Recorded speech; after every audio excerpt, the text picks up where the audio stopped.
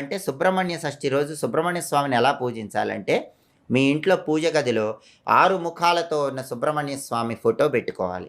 ఆ ఫోటో దగ్గర ప్రమిదలో నువ్వుల నూనె పోసి, ఆయన 6 ముఖాలకు సంకేతంగా 6 ఒత్తులు విడిగా వేసి దీపం పెట్టాలి. గంధం బొట్లు, కుంకుమ బొట్లు ఫోటోకి పెట్టాక, సుబ్రహ్మణ్య స్వామికి ఎర్ర మందార పూలంటే చాలా ఇష్టం కాబట్టి, ఎర్ర మందార పూల మాలికను ఆ ఫోటోకి అలంకరించాలి. ఎర్ర మందార పూలు దొరక్కపోతే ఎరుపు రంగు పుష్పాలు ఏవైనా సుబ్రహ్మణ్యుడికి ఇష్టం కాబట్టి ఎర్రటి పుష్పాలతో సుబ్రహ్మణ్యుని పూజిస్తూ ఓం సాం శరవణ భవ అనే మంత్రం వీలైనన్ని సార్లు చదువుకోండి. ఆ తర్వాత కందిపప్పుతో చేసిన పదార్థాలు కానీ, దానిమ్మ పండు గింజలు కానీ సుబ్రహ్మణ్య స్వామికి నైవేద్యం పెట్టండి.